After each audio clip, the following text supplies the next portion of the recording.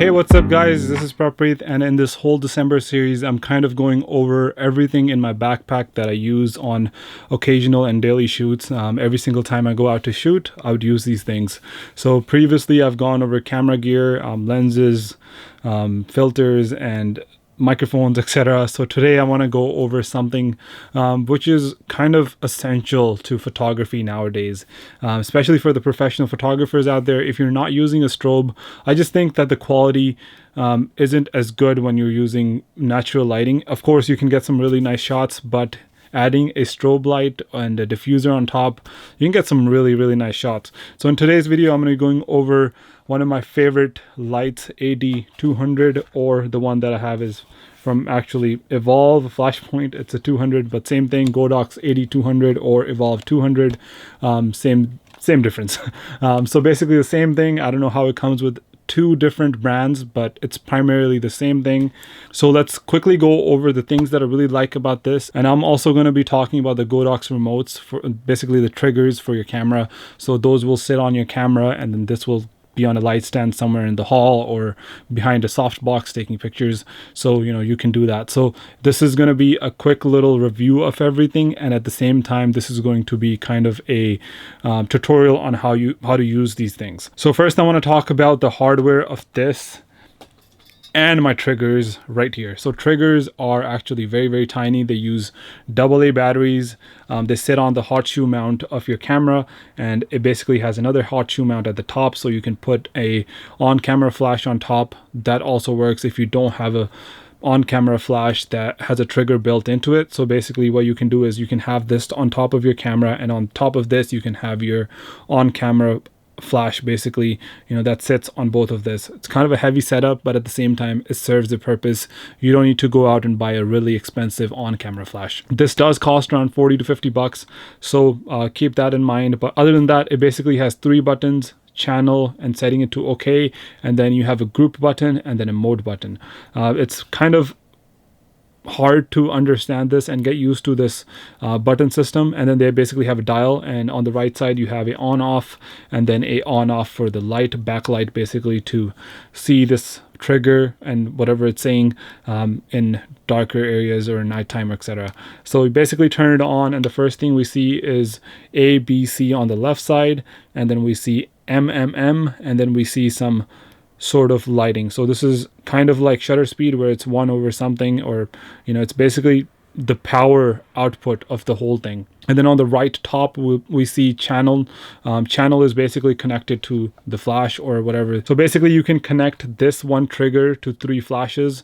So to do that, you would have to be connected to a certain similar channel. So all of these have to be kind of synced together, and that's basically how it works. Now, once you have the channel and the group name, so the group name is another thing that I'm going to be talking about. Is so basically on this guy here, you can have 3 flashes.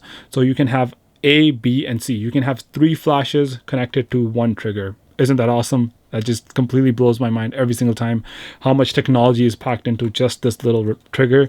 So basically what happens is, if we press group, we kind of get this whole blinking thing where it kind of tells us that, okay, we're now in this setting. You can go in and change things.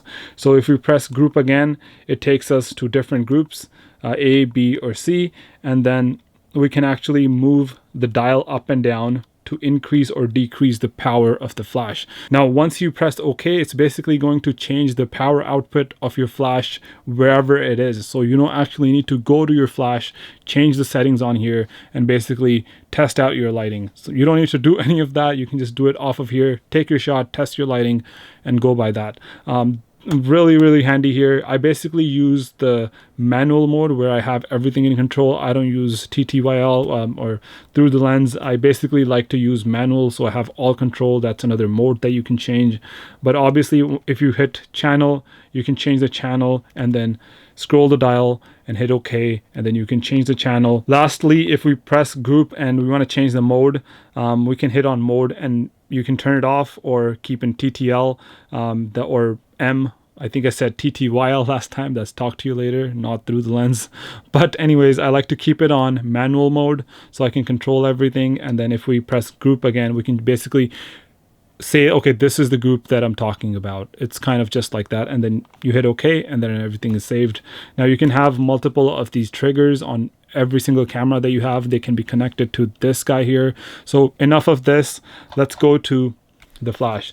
So it's basically not even a flash. It's technically a strobe, or they call it a flash anyways. It's a flash on this side, and then you can have a bulb accessory that can basically sit on top of your flash as well. So what happens is this pops out.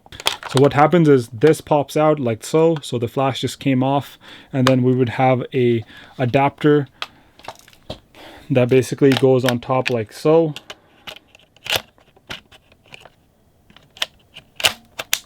Like so, and basically we have the bulb that sits on top. So this is now a strobe. I prefer this much more because you get a wider spread of light that comes out of this flash. So basically on the left side we have a on and off switch.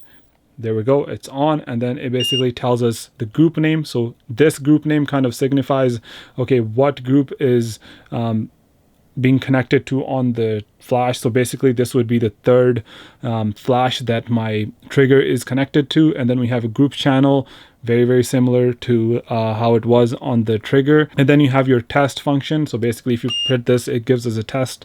And then we have a mode, and then we have a continuous light. Continuous light works with our flash, not this strobe or the bulb. It basically works with the flash. And then basically we have a dial and a set button, very, very similar to how the remote or the trigger is. Actually, what I like to do is set the group name and the channel here, and then do everything else on the trigger. That's the way you should do it.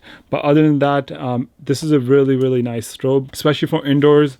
Nothing actually beats this. One concern that I do have about this is that in very, very high daylight situations, so during, like, let's say noon or something where the sun's very high, it's not a cloudy day, what's going to happen is the sun is going to be much powerful than this flash. So what happens usually is that I would have to use this without a strobe or without a softbox or any sorts of diffusers. I would have to use this directly on the subject to get some sort of lighting effects. Other than that, what I would have to do is basically use the sunlight or put them in the shade, put my subjects in the shade to get those shots. Other than the really high daylight issues that this has, obviously there are other connections that you can buy. You can buy adapters where you can join two of these, so you get twice the power. That makes it much better for you to put a softbox on and get some really nice shots. Or you can even upgrade these into, like, I think they have a 400 and 600 version. They're much more stronger, but they're a bit more bulkier as well. So if you buy two of these, you can get an adapter, connect them together, and now you have twice as much power as this. And again, you can actually separate them out and use them individually as well. So really nice flash here. I really like how small it is. It can actually fit in your pocket. That's a surprise. But a strobe light that can fit in your pocket, it's a game changer. So for anyone who hasn't used this, I definitely recommend it. Bring it into your photography game. You'll be able to tell the difference between, your natural lighting shots and this. I know some people just like to say, oh hey, I only like natural lighting, until they try one of these on a softbox and they know how to use the lighting. They're like, whoa, where have you been all my life? So that's kind of the reaction that I had with this flash. So yeah, that's about it for this video. If you guys have any questions on this trigger or this flash, let me know. I'll be happy to answer them in the comment section down below. It is kind of tricky to use this guy, so remember what the buttons do, play around with it, and you'll be able to catch on to it pretty fast. I know there's probably newer triggers and flashes out there, so you can look into those as well. But so this is a pretty cheap setup. This comes around $300. The flashes or the triggers come around $40. So not a bad setup at all to get some really cool shots. You can invest in one of those on-camera flashes as well, but definitely the quality that this is going to get you, none other will get. So this will be it for today's video. If you guys have any questions, please make sure to comment them in the comment section down below. Yeah, so if you guys enjoyed this video, please make sure to like, share, and subscribe. I'll see you guys in the next one. Peace out.